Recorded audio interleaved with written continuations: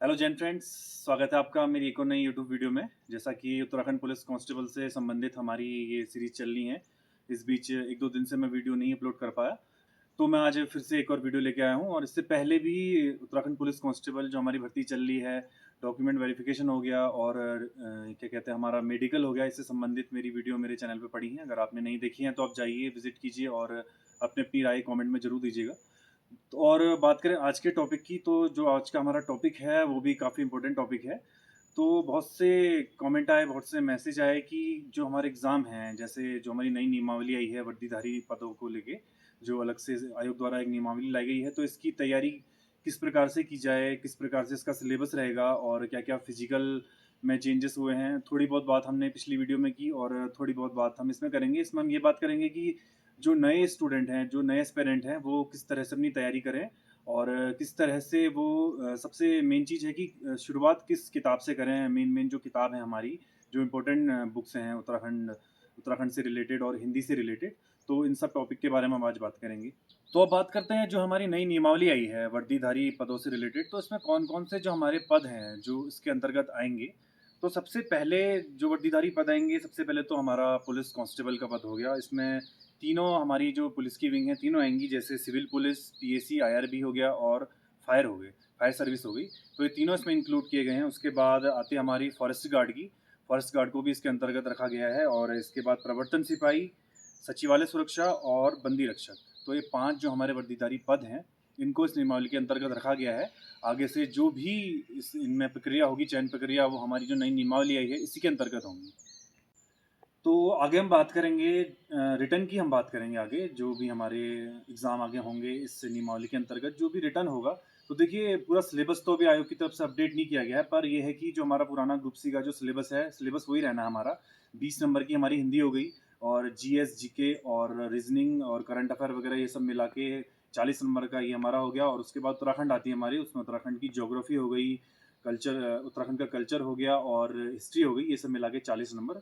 तो जो हमारा नॉर्मल ग्रुप सी का जो पैटर्न बनता है 40-40 और 20 नंबर का, तो पैटर्न लगभग यही रहना है। और जो विस्तृत सिलेबस की जो डिटेल आएगी, वो जब आयोग द्वारा ऑफिशियल नोटिफिकेशन आएगा, तो उसके बाद उस पे भी हम चर्चा करेंगे। तो फिलहाल सिलेबस में इस हिसाब से कोई चेंज नहीं हुआ है, मतलब आयोग के जो रिटर्न का पैटर्न है, इसमें कोई चेंज नहीं है, वो 100 नंबर का ही रहेगा।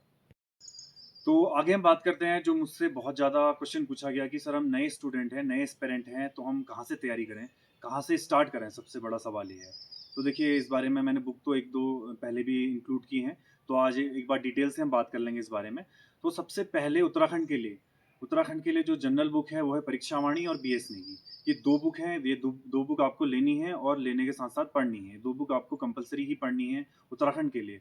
और उत्तराखंड हिस्ट्री को देखें तो अजय रावत, अगर आप डिटेल उत्तराखंड हिस्ट्री पढ़ना चाहते हैं तो अजय रावत की बुक हो गई। उसके बाद बात करते हैं लूसेंट। लूसेंट हो गई जीके, लूसेंट जीके आप अलग से लेंगे और लूसेंट हिंदी अलग से। और उसके बाद आता है लूसेंट का ऑब्जेक्टिव। ये 3 लूसेंट की आपने लेनी है। जो कॉमन बुक है, जनरल बुक जो सभी पढ़ते हैं, कहने का मतलब है वो है।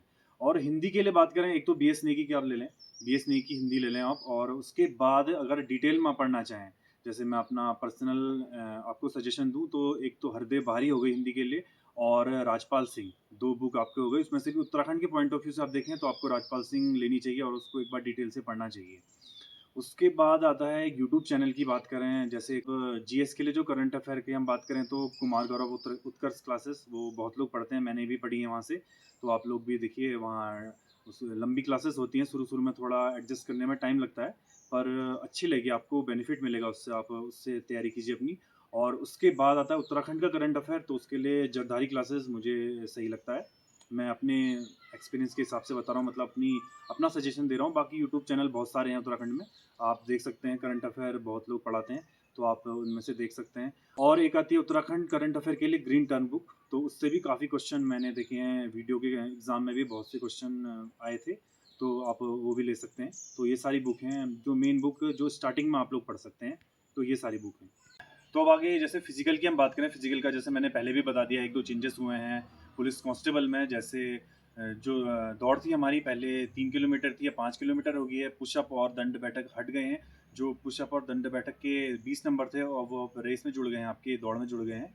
और क्वालीफाई मेरे ख्याल से 24 मिनट क्वालीफाई है आपकी। तो उसके लिए मेरे ख़्याल से फ़िज़िकल के लिए थोड़ा एक वीडियो लंबी बन जाएगी, वो हम बाद में बात करेंगे।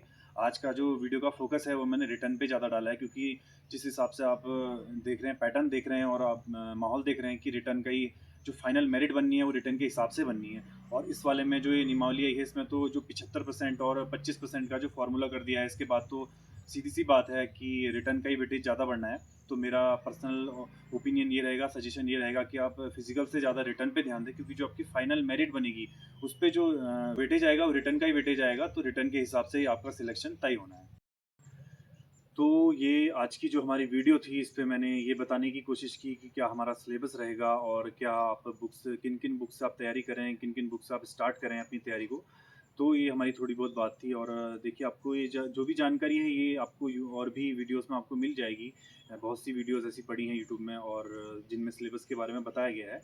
पर बात यहाँ पे ये करना चाहता हूँ मैं कि बहुत से स्टूडेंट आए, और उनमें से एक का मुझे मुझे एक का मैसेज याद है। उसने बोला कि सर, लोग 2-2 साल से पढ़ रहे हैं और उनका अभी तक सिलेक्शन नहीं हुआ, तो क्या मेरा 1 साल में हो जाएगा? तो मैं ऐसे क्वेश्चन का आंसर ये देना चाहता हूँ कि देखिए, आप किसी की देखा-देखी ना करें सबसे पहले। और 2-3 चीज़ें हैं जो आपको बहुत ध्यान में रख के अपनी तैयारी करनी पड़ेंगी। सबसे सबसे पहला है कंसिस्टेंसी। तो आपको कंसिस्टेंसी बरतनी पड़ेगी, और उसी हिसाब से लगातार आपको प्रयास करना पड़ेगा। ऐसा नहीं है कि आपने कुछ दिनों तक पढ़ा, लाइब्रेरी भी गए आप, उसके बाद कुछ आपके काम पड़ गए, कुछ भी हो गया, उस वजह से आपने तैयारी छोड़ दी। तो ये चीज़, इन चीज़ों से बचना है, ये चीज़ें नहीं करनी है आपको। दूसरी बात है पेशेंस। देखिए, अब वन डे एग्ज़ाम है, सबको पता है क्या 1 नंबर से भी रुक जाता है, किसी का 5 नंबर से भी रुक जाता है, तो पेशेंस चाहिए। इस एग्ज़ाम में नहीं हुआ तो अगले एग्ज़ाम में। और मैं आपको बताऊँ, मेरे साथ तैयारी करते थे, नीरज नाम है उनका। हम जब हमारा कांस्टेबल का रिज़ल्ट आया तो मेरे से ज़्यादा नंबर थे उनके। हम साथ में डीवी कराने भी गए, तो मेरे ख़्याल से हिल नहीं लगाया था उन्होंने। ऐसे कुछ मामला हुआ था, हिल नहीं लगाया था उन्होंने, और उनकी चेस्ट जो थी कम थी। तो जो फाइनल में वो बाहर हुए थे। तो उसके बाद उन्होंने लेकिन तैयारी नहीं छोड़ी। अभी वो नरेंद्र नगर टिहरी में दरोगा की ट्रेनिंग कर रहे हैं, और पीएससी में उनका सिलेक्शन हुआ है। तो और ऐसे ही एक पिथौरागढ़ से भी हैं कोई, मैं देख रहा था, किसी की पोस्ट मैंने देखी। तो ऐसे ही एक पिथौरागढ़ से भी है जिनका कांस्टेबल में नहीं हुआ, और वो अब सब इंस्पेक्टर बन गए हैं।